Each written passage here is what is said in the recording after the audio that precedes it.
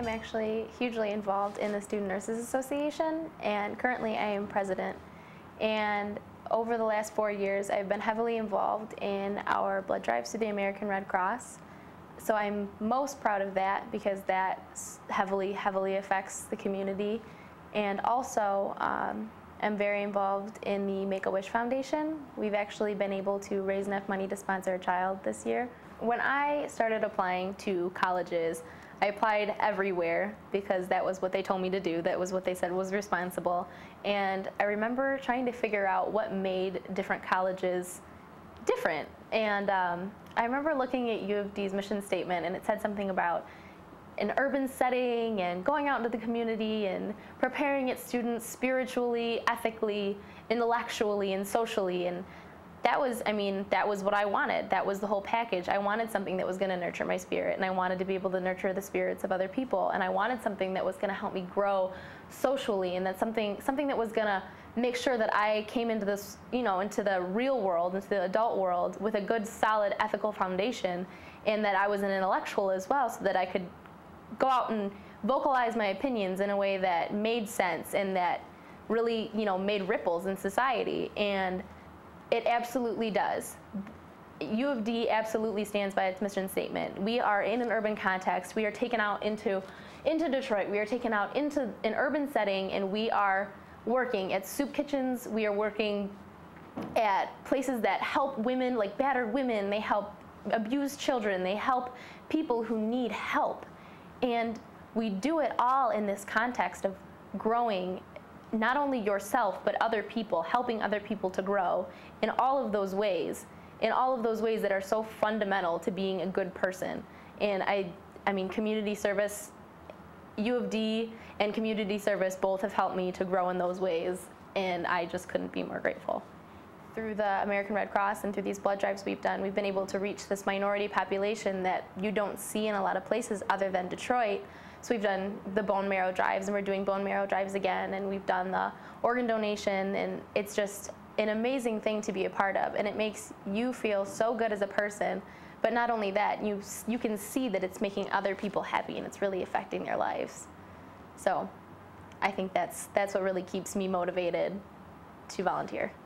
We are in a uniquely wonderful position to help out because we go to this school and we are given the resources through service learning and through through organizations in our community and on campus to help out. And so I am constantly asking people, come to this bake sale, help out at this bake sale, or just bake some cookies. Come to the blood drives, just volunteer, just sit for an hour, you can do your homework, just help out. Because you have no idea how good you will feel. You won't know until you try it. You won't. And I know that you're busy, and I know that you have a lot of things going on, but if you make room for this in your life, your heart will automatically make room for it because you'll just want to keep doing it. It makes you feel that good.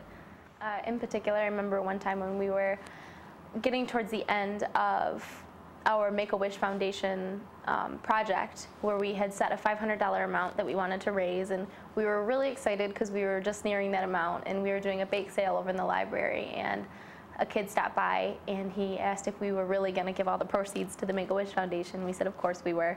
So he gave $20 without even taking any of the baked goods, without thinking about it, and just said have a nice day.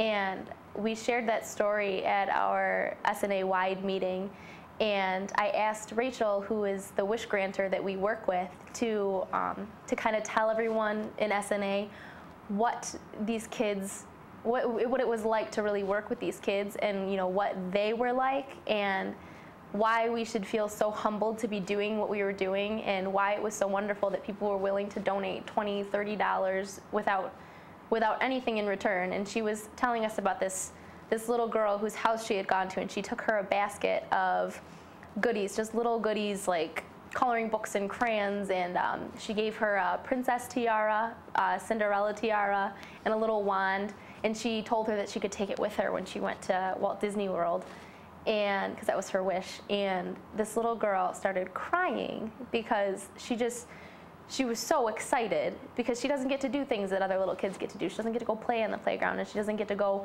play with her friends at school every day because sometimes she's sick and sometimes she can't. She's in the hospital because she's one of these little girls who has a terminal illness, and that's what she's facing. And it brought her to tears, it brought Rachel to tears, it brought all of SNA to tears.